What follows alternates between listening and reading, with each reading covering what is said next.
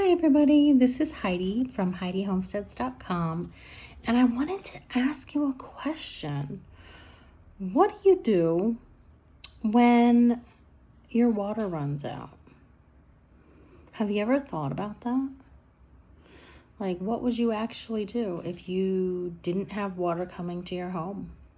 If you lived off grid and had to supply your own? You don't have the city pumping it into your house, or let's just say you have a well. What happens if your well decides that it's not going to produce anymore? We really should be thinking about water independence. And this is something we're going to be talking about for the next couple sessions, just to really get you thinking about what you could do to be more independent and get your water to your home more efficiently.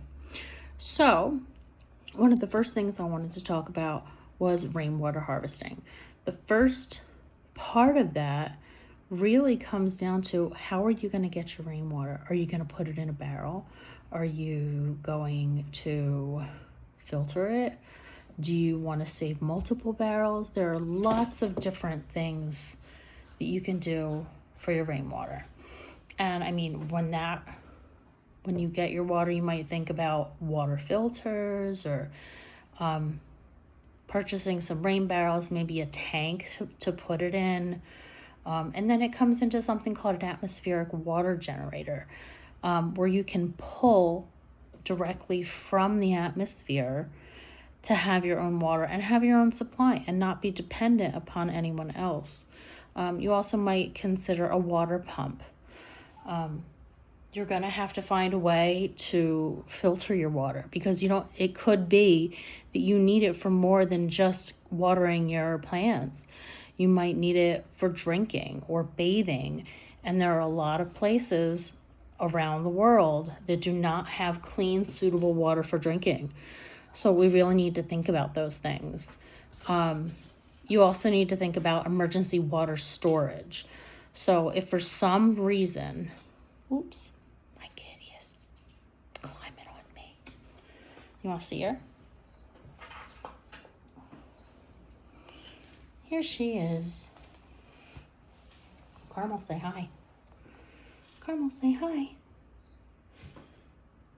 You're on camera. Isn't she beautiful? So, getting back to that, emergency water storage. So you want to make sure that if there were a situation where you couldn't get water, that you had somewhere to put it. Like I said, whether it's barrels or some kind of tank, you need to be thinking about those different things. I mean, we could get to a point where things are not doing so great in our country, which we're kind of in a weird place right now, where there's an emergency. There are a lot of options for you, as well as we talked a little bit about wells. So what would happen if your well went dry?